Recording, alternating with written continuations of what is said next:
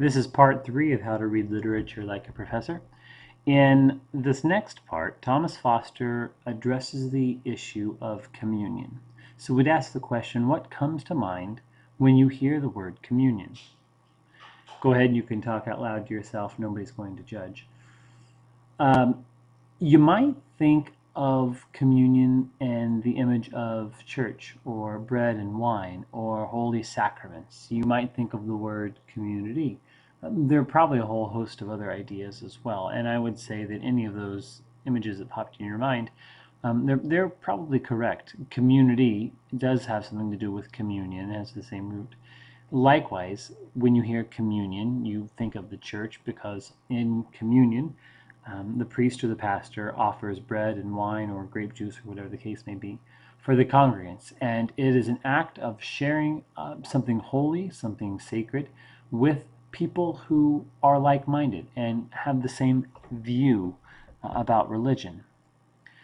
So the next section the Foster addresses, it's called Nice to Eat With You, Acts of Communion.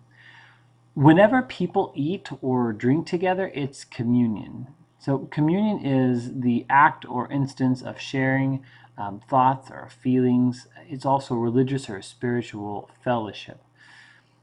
When you think of communion, and if you think of the people that you are communing with, you often would assume that you are eating or drinking or sharing this experience with people that you like. And that's an important part of communion. Now, there are a lot of kinds of communion, and they're not necessarily all religious or holy or even decent, as we'll see in just a few minutes. So the thing to remember about communion is this, that in the real world, according to Foster, breaking bread together is an act of sharing and of peace, since, quote, if you're breaking bread, you're not breaking heads.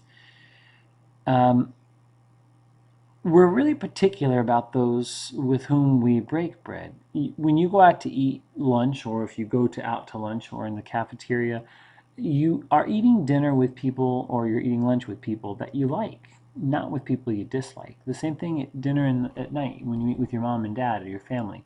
There's a closeness that goes with that. We share meals with people we know.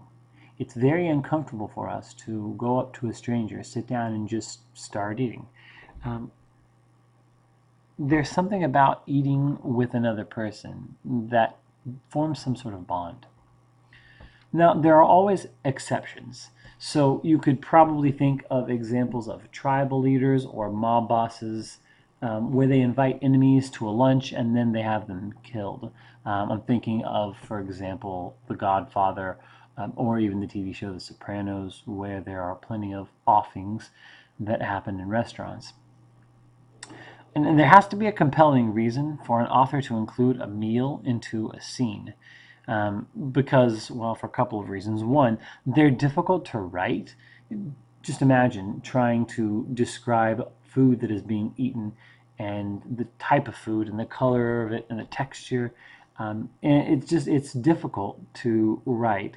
And it's really uninteresting. Nobody really cares what the drumstick looked like or what the food tasted like, what the spaghetti smelled like. It's just not really important. So you can bet that in literature, anytime you read a story or a book and there's a meal, there's something really important happening. It might be between the characters. The importance might be in the sacrifice that was made to have the food. It might be the type of food or the way in which the characters are eating, but there's always something really important happening when there's a meal scene. And I think Foster would also argue that there are few exceptions to this rule. Tom Jones is a book that was written a number of years ago, several hundred actually. And there is a scene that Foster addresses where two characters are eating a dinner together. And the dinner is, well, rather than try to describe it to you, it would probably be best if you just watch this scene. Whoops, too far. So let's take a look here at this scene. So this is a scene from Tom Jones, the movie that was made in, I think, 68, 1968.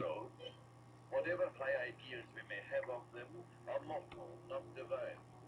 We are all as God made us, and many of us bachelors.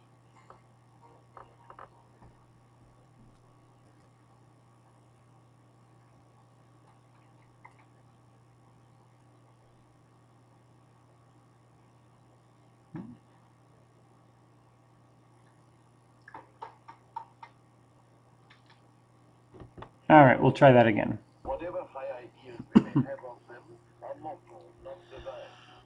We are all as God made us, and many of us much worse.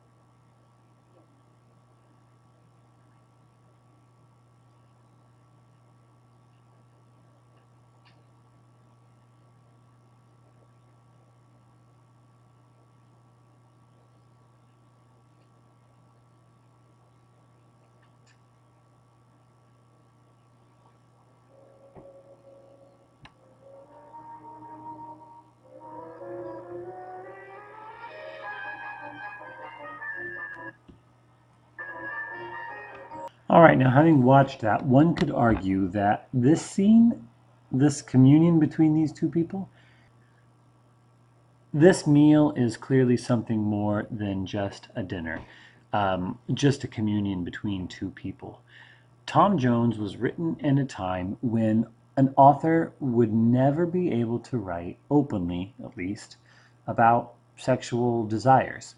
And the movie was made before there were limits removed on movies as well, on content. And so in Tom Jones, there is this hidden meaning between the meal that is taking place. Um, if you examine the books that you're reading and the movies that you're watching and you really think about what's going on, you will probably find there's a lot more than just dinner being served. We'll continue the next presentation, the next idea in the next video.